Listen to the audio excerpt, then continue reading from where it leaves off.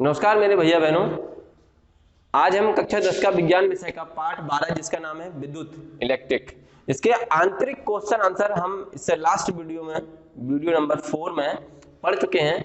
और उससे अगले मतलब मैंने 17 क्वेश्चन आपको कराए थे और 17 क्वेश्चन से बाद के जो क्वेश्चन है 23 इंटरनल क्वेश्चन है और मे बी 20 क्वेश्चन आपके एक्सटर्नल हैं।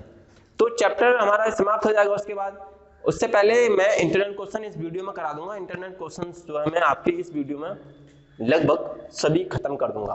तो मैं आपसे बस इतना कहना चाहूंगा कि अगर आपके लिए इस चैप्टर को, क्योंकि ये आपके फिजिक्स का एक काफी अच्छा और मोस्ट चैप्टर है, इलेक्ट्रिक एग्जाम में भी काफी पूछा जाता है, इससे न्यूमेरिकल्स भी आते हैं। तो इस चैप्टर को समझने के लिए देखो आपने क्या करना है कि आप क्या करते हैं, पीडीएफ उठाई और नोट करा और रख दिया। देखो बेटे, अगर आप पीडीएफ से सब कुछ नोट करते रहेंगे तो मैं समझता हूं आप उससे सेटिस्फाई नहीं हो सकते। जब तक आप टीचर्स को बोलते हुए, टीचर्स को पढ़ाते हुए, टीचर्स ने कैसे क्वेश्चन को फाइंड आउट किया, टीचर्स ने कैसे वैल्यू पुट की, कौन सा फॉर्मूला लगाया, फॉर्मूले में क्या क्या है, ये सब नहीं समझेंगे तो आप क्वेश्चंस को कभी भी अपने आप नहीं कर सकते। क्योंकि रटने की विद्या ये हमेशा कामयाब नहीं होती और मैथ्स में, फिजिक्स में आपकी रटने की विद्या कामयाब नहीं है।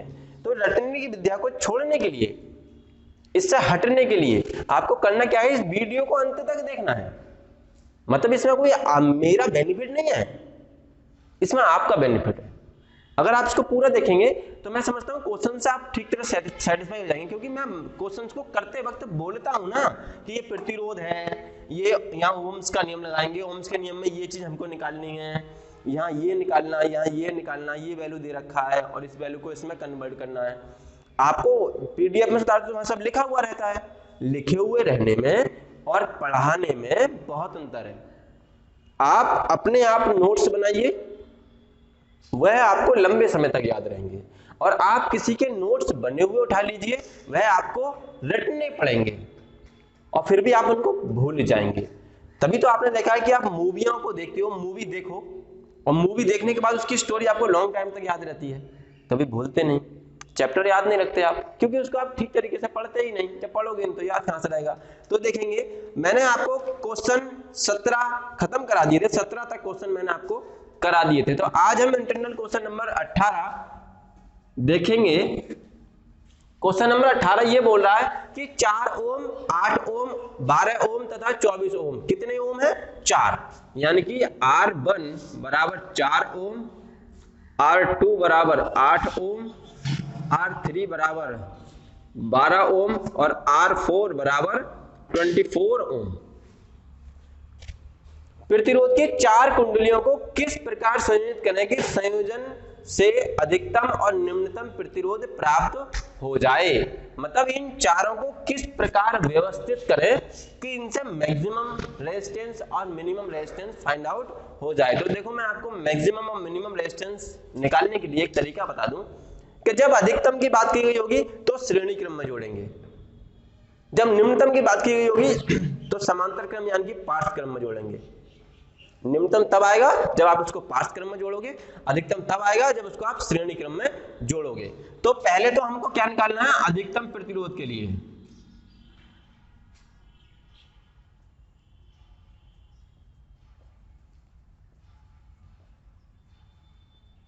अधिकतम प्रतिरोध के लिए, अधिकतम प्रतिरोध देखो हमने निकालना है R बराबर R1 plus R2 plus R3 plus R4।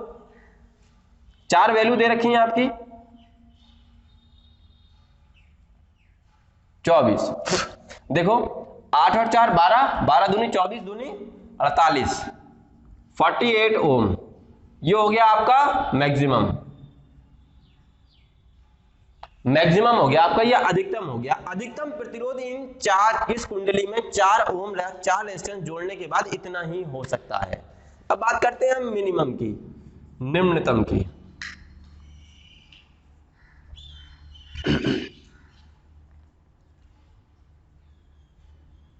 तो बच्चे क्या करेंगे, यहां तो हमने जोड़ लिया था इस श्रेणी क्रम में। अधिकतम के लिए क्या करते हैं हम, श्रेणी क्रम, और यहां करेंगे आप समांतर क्रम। श्रेणी क्रम और समांतर क्रम, समांतर क्रम में जो रेजिस्टेंस को को हमने जोड़ा था, मैंने आपको सिद्ध कराया था 1/r बराबर 1/r1 plus 1/r2 plus 1/r3 plus 1/r4। ये rn तक एंड सो ऑन इन्फिनिटी कहीं तक भी जा सकते हैं, ये अनगिनत है। जितने दे रखे होंगे आपको उतने पुट करने हैं। इसमें 3 होंगे 3, 4 होंगे 4, 5 होंगे 5, 1000 होंगे 1000, लाख होंगे लाख। इसमें ये फॉर्मूला आगे को बढ़ता रहेगा क्योंकि ये आगे के लिए डॉट डॉट डॉट लगा हुआ है। डॉट डॉट डॉट जहां आ जाए वहां क्या है, चीजें आगे को बढ़ रही हैं, व्यवस्थित रूप से आगे को बढ़ रही हैं वो। तो देखेंगे 1/r इक्वल r1 का मान है 4, 8, 12, 24। इनकी एक ऐसी संख्या लेंगे, या तो आप इनका एलसीएम निकाल लो यहां रख के ऐसे करके, अगर ऐसे निकाल सकते हो, अगर डिफरेंट डिजिट है तब यहां तो सब सेम ही डिजिट है। यहां 24 ले लीजिए बच्चे, 24 ले लेंगे तो 4 से भी कट जाएगा, 8 से भी कट जाएगा, 12 से भी कट जाएगा, 24 से भी कट जाएगा। ये जाएगा 6 बार, 3 बार, 2 बार और 1 बार। 1/r इक्वल 6 3 9 10 2 12 बटे 24। तो r बराबर 24 बटे 12, 12 दूनी 24, r बराबर 2 ओम। ये हो गया आपका निम्नतम यानी कि मिनिमम, ये हो गया आपका मैक्सिमम। अब देखेंगे क्वेश्चन नंबर दूसरा।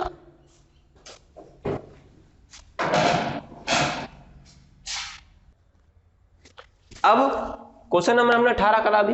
क्वेश्चन नंबर 18 के बाद क्वेश्चन नंबर जो 19 है उसमें आपसे एक अवयव का नाम पूछा गया है, वो मैंने पीडीएफ में आपको हिंदी में लिख कर दिया है, थ्योरेटिकल है। क्वेश्चन नंबर जो 19 है, क्वेश्चन 19 करेंगे हम, न्यूमेरिकल पोर्शन है। क्वेश्चन नंबर 19 ये कह रहा है 1 घंटे में 50 विभवांतर, 1 घंटे में मतलब समय दे रखा है गिवन,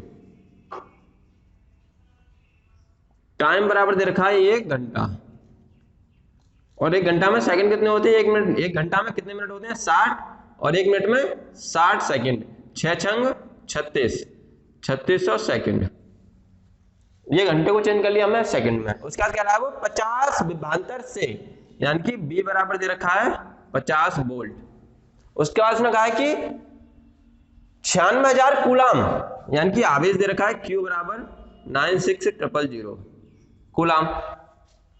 आवेश को स्थानांतरित करने में उत्पन्न ऊष्मा परिकलित कीजिए, H का मान आपसे पूछा गया है। तो बच्चे H का मान निकालने के लिए पहले एक तो I निकालना पड़ेगा, उसके बाद आपको R निकालना पड़ेगा। I और R दोनों निकालने के बाद तब आप H निकाल सकते हो, क्योंकि ऐसा कोई फॉर्मूला नहीं जिस H का जिसमें आपको Q भी मिल जाए, B भी मिल जाए और T भी मिल जाए। तो पहले आपको I निकालना पड़ेगा। देखेंगे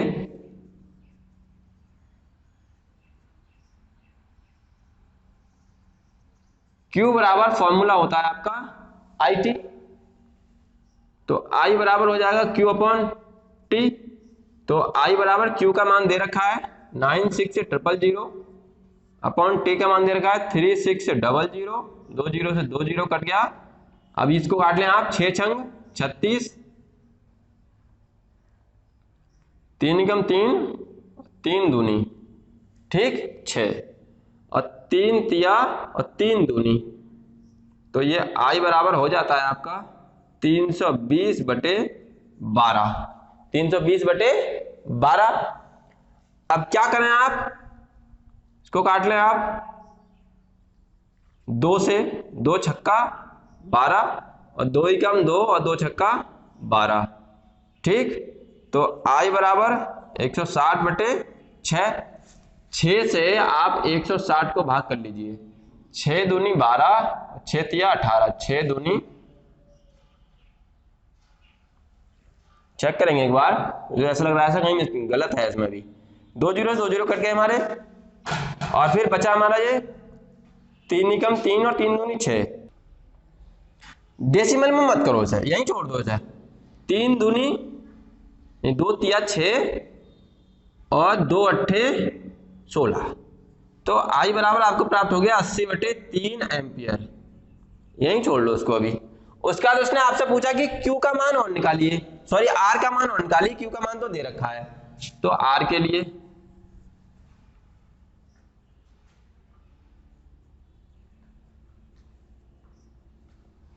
ओम्स लॉ B बराबर IR। ओम्स लॉ से आपको R का मान निकालना है, तो R बराबर B अपॉन I। तो R बराबर B का मान दे रखा है 50, I का मान अभी आया आपका 80/3, 3 ऊपर चले जाएगा तो R बराबर हो जाएगा जी 50 गुणा 3/80। R बराबर 5 या 15, 150/80, 0 से 0 कट गया, ये हो गया आपका R बराबर 15/8। अब उसने क्या कहा था आपसे, क्या निकालना है देखेंगे क्वेश्चन में। आपसे उसने फिर पूछा कि उसके ऊष्मा ज्ञात कीजिए। स्थानांतरित ऊष्मा, ऊष्मा के लिए आप प्राप्त करेंगे I स्क्वायर RT, H बराबर I स्क्वायर RT। अब आपको R का मान भी पता पड़ गया है, I का मान भी पता पड़ गया है और T का मान भी आपको पता है। तो H बराबर I का मान कितना आया, I का स्क्वायर दे रखा है तो उसको 2 बार लिख लेंगे। R का मान आया 15/8 गुणा T का मान आया 3600।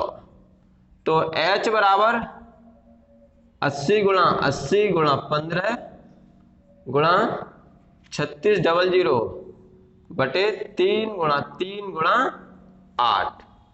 देखो अब 8 अट्ठे 64, 00 15 गुणा 3600/3 3 9 और 9 अट्ठे 72। अब काटेंगे इसके लिए,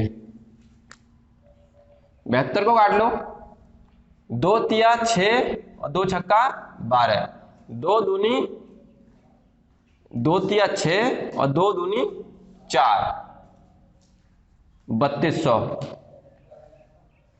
फिर काट लो इसे, 2 एकम 2, 2 अट्ठे 16, 2 एकम 2, 2 छक्का 12, 1600।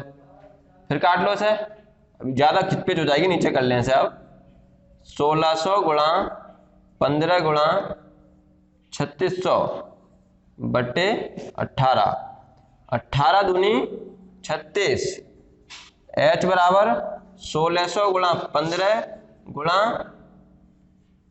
200, सबकी गुणा कर लो आप।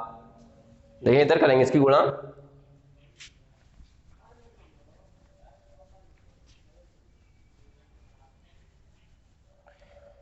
गुणा करने के बाद आपको प्राप्त होता है 1600 गुणा 15 गुणा 200।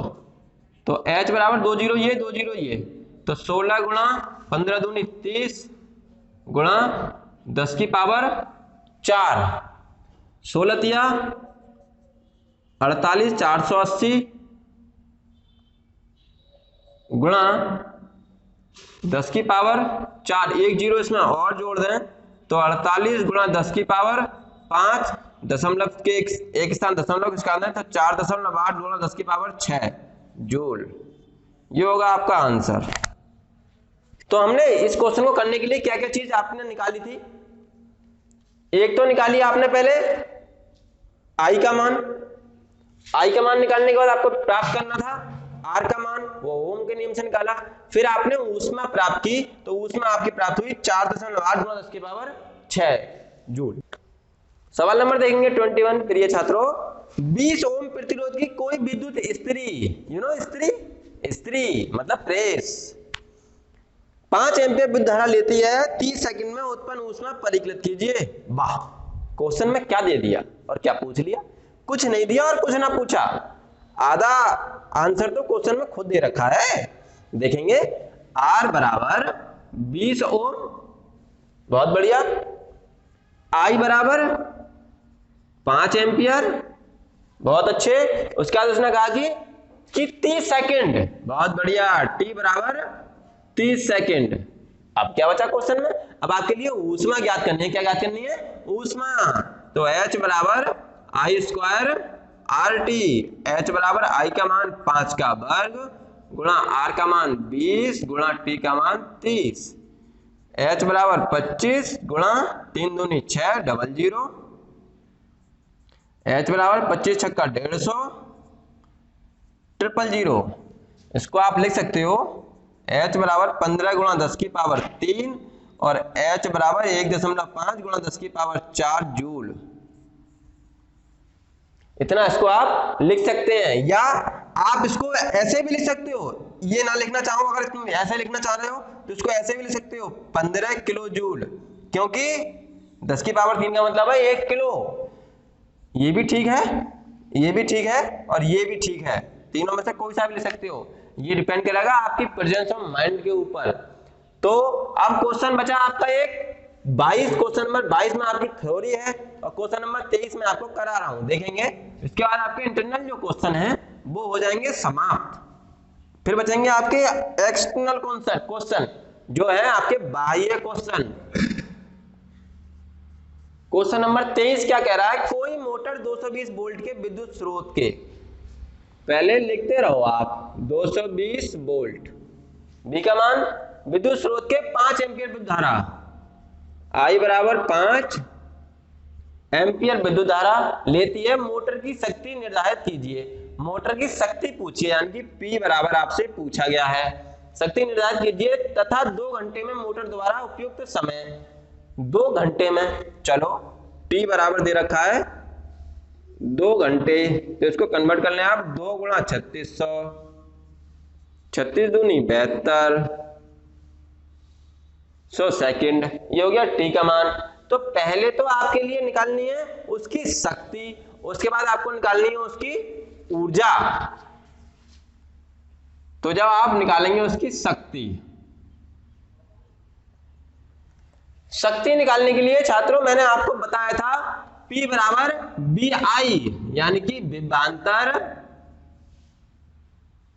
गुणा धारा।